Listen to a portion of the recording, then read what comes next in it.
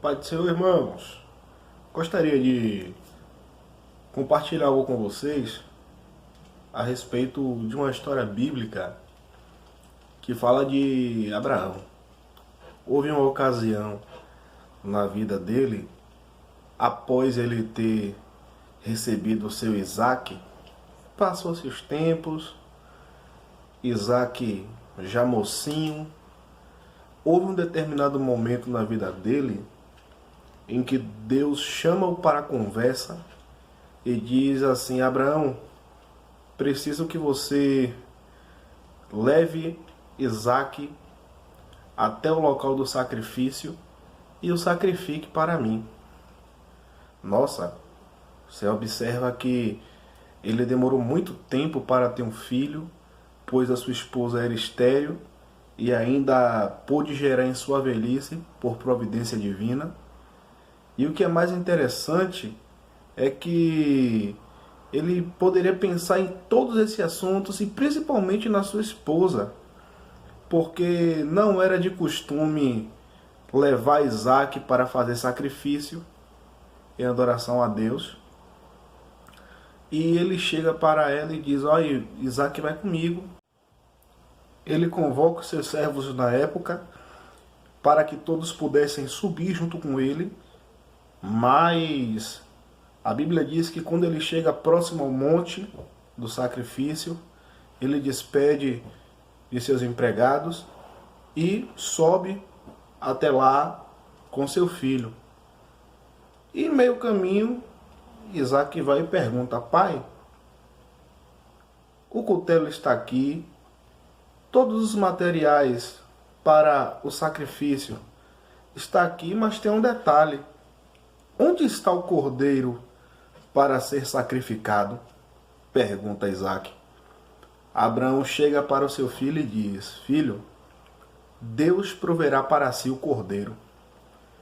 E como vocês sabem da história, chega um determinado momento em que Abraão deita seu filho na mesa do sacrifício, e quando está prestes a sacrificar o seu filho para Deus, Deus brada dizendo: olhe, não faça tal coisa, porque é comprovado de que realmente tu és fiel a mim.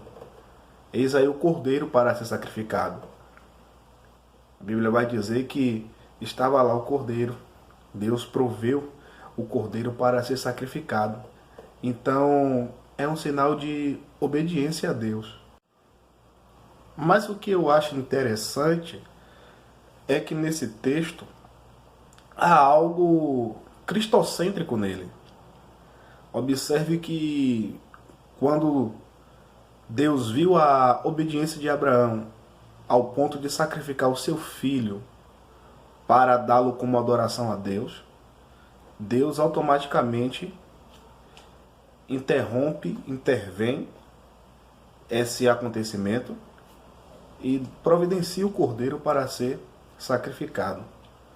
Veja se não tem algo bastante parecido com a história de Cristo.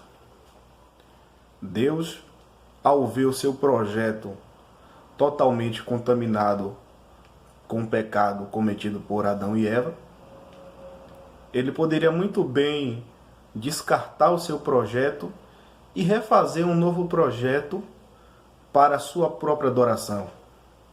Mas como Deus jamais esquece aquilo que ele cria, aquilo que ele faz, sabendo da sua função, e por amar o seu projeto, ele envia o seu filho para ser sacrificado.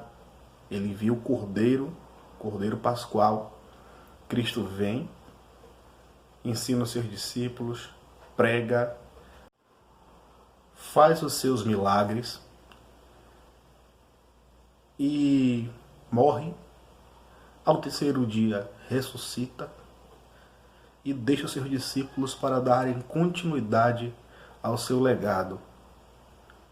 Então, Deus, ele nos ama, e a prova de que nos ama é que ele enviou seu filho para morrer na cruz do Calvário, onde se está inserido o tema central da Bíblia, João 3,16. Porque Deus amou o mundo de tal maneira que deu o seu único Filho, para que todo aquele que nele crer não pereça, mas tenha a vida eterna.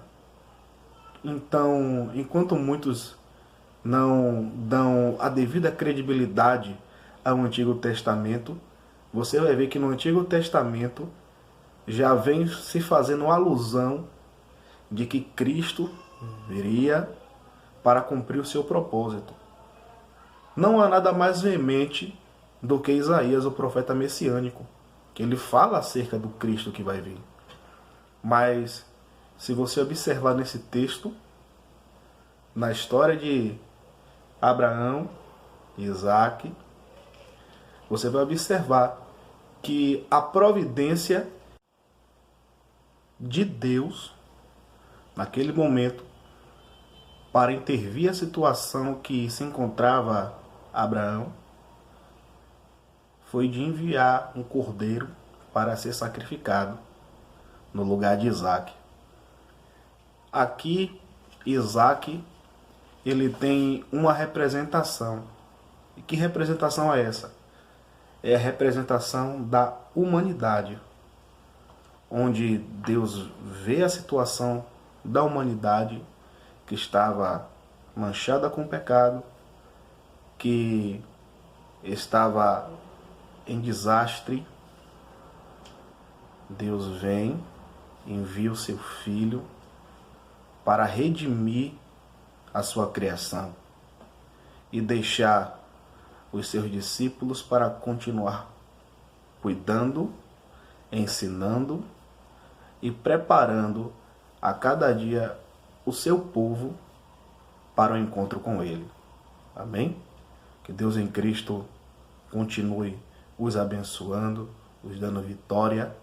Deixe o seu joinha para fortalecer o nosso canal. Noite de paz. Deus abençoe a todos.